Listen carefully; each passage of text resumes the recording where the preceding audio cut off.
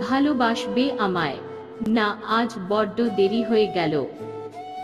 এই নতুন প্রজেক্টটার দায়িত্ব নেওয়ার পর থেকেই কাজের চাপটা বড্ড বেশি।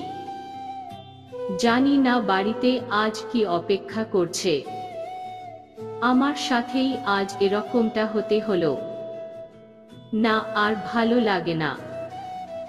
কালকেই নীল স্যারকে বলে দিতে হবে যে আমি আর এই কাজটা করতে পারছি না। আমি তো আগেও বলেছিলাম নীল স্যারকে যে এই কাজটা আমি করতে পারবো না, কিন্তু নীল স্যার তো নীল স্যার না।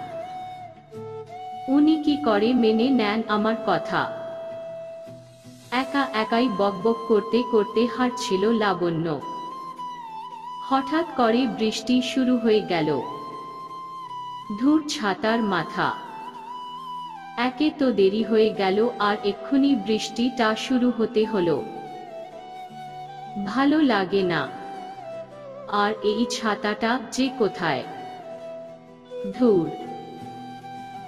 লাবণ্য একা একা বকবক করে যাচ্ছে, এমন সময় একটা বড় গাড়ি লাবণ্যের পাশে এসে থামল। মিস লাবণ্য, গাড়িতে উঠে বসুন। বৃষ্টিতে ভিজবেন না। আমি আপনাকে পৌঁছে দিই, চলুন। একই স্যার আপনি? দরকার নেই স্যার, আমি চলে যেতে পারবো। আমি যেটা বলেছি সেটা করুন। এই অফিসের বস কে আমি না আপনি? আপনি? মুখ কাঁচুমাচু করে উত্তর দিল লাবণ্য। তাহলে যেটা বললাম সেটা করুন। নীল কি লোক রে বাবা, একটু ভালোভাবে বলা যায় না?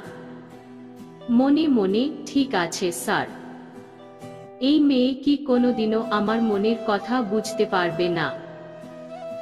না, এবার আমাকেই কিছু একটা করতে হবে মিস লাবণ্য। নীল এই কথাগুলো বিড়বিড় করতে লাগলো। কিছু বললেন স্যার? কই না তো। শুনুন মিস লাবণ্য, এই প্রজেক্টের কাজ যতদিন চলবে ততদিন আমি আপনাকে বাড়ি পৌঁছে দেব। কিন্তু স্যার। নীল গোল গোল করে চোখ পাকিয়ে তাকাতে লাবণ্য চুপ করে গেল। এই মেয়ে সারা পৃথিবীর সামনে হম্বিতম্বি করলেও এই একটা মানুষের কাছে ও আর কিছু বলতে পারে না। ঠিক আছে স্যার। এই তো গুড গার্ল। নীলের কথায় লাবণ্য হেসে ফেলে। মিস লাবণ্য আপনার বাড়ি চলে এসেছে। ও হ্যাঁ তো স্যার, চলুন। চলুন মানে আবার কি? আপনি এতটা পথ আমায় পৌঁছে দিলেন, আপনি আমার বাড়ি যাবেন না? আচ্ছা বলছেন যখন তখন চলুন। শ্বশুরবাড়ি থেকে ঘুরেই যাই, বিড়বিড় করে। কিছু বলছেন স্যার? কই না তো। ও আচ্ছা। কি লোক রে বাবা, সেই গাড়ি থেকে দেখছি বিড়বিড় করেই যাচ্ছে। পাগল নাকি? অবশ্য লাবণ্য, তুই এই পাগলটাকেই মন দিয়ে বসে আছিস। নিজের মনেই ভাবছিল এসব লাবণ্য। নীল তার সামনে এসে তুড়ি মারলে লাবণ্যের হুঁশ ফেরে। কি হলো? কিছু না স্যার। চলুন। মা, বাবা, দেখো কে এসেছে। কে এসেছে লাবণ্য? মা। আর তোমার এত দেরি হলো? আরে নীল বাবা, তুমি এসো এসো, কতদিন পরে এলে বলো দেখি। লাবণ্যের বাবা। হ্যাঁ আঙ্কেল, আসলে লাবণ্যের দেরি হয়ে গিয়েছিল বলে পৌঁছে দিতে এসেছিলাম। আসলে এই নতুন প্রজেক্টের কাজের জন্য লাবণ্যের একটু দেরি হচ্ছে আর কি। তবে আপনারা চিন্তা করবেন না। এই প্রজেক্টের কাজ যতদিন চলবে আমি লাবণ্যকে পৌঁছে দেব। তুমি থাকতে আর চিন্তা কি বাবা। মা লাবণ্য, যাও তো মা, একটু চা করে নিয়ে এসো। তোমার মা তো এখন বাড়িতে নেই। ঠিক আছে বাবা, তোমরা গল্প করো, আমি আসছি। তারপর নীল, তোমার ব্যবসার কাজ কেমন চলছে? কাজ তো ঠিকঠাকই চলছে শ্বশুর মশাই। আর শ্বশুর মশাই, আমার মেয়েটাকে তুমি একটা সামান্য কথা বলতে পারছো না? আমার হবু জামাই এত ভীতু হবে ভাবতে পারিনি। এরকম করলে আমি কিন্তু তোমাকে রিজেক্ট করে দেব বলে দিলাম।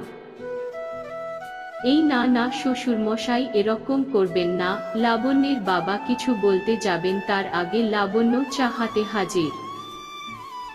বাবা, এই নাও তোমার চা। স্যার, আপনার চা? হ্যাঁ দিন। চা খাওয়ার পর, আঙ্কেল এবার আমাকে উঠতে হবে। আসি তাহলে। আচ্ছা বাবা, সাবধানে যেও। লাবণ্য, যাও নীলকে এগিয়ে দিয়ে এসো। ঠিক আছে বাবা। লাবণ্য দরজা পর্যন্ত এগিয়ে দিতে এলো। দরজা পর্যন্ত এগিয়ে আসার পর নীল লাবণ্যের হাতে একটা চকলেট দিয়ে বলল, কাল ঠিক সময়ে চলে আসবেন, আপনার জন্য একটা সারপ্রাইজ আছে। কি সারপ্রাইজ? সেটা না হয় কালকেই দেখবেন। পরের দিন লাবণ্য অফিসে ঢুকতেই চমকে গেল। সারা অফিস ফুল দিয়ে সাজানো, কিন্তু কেউ কোথাও নেই। এ কি, এটা তো একটা কেক।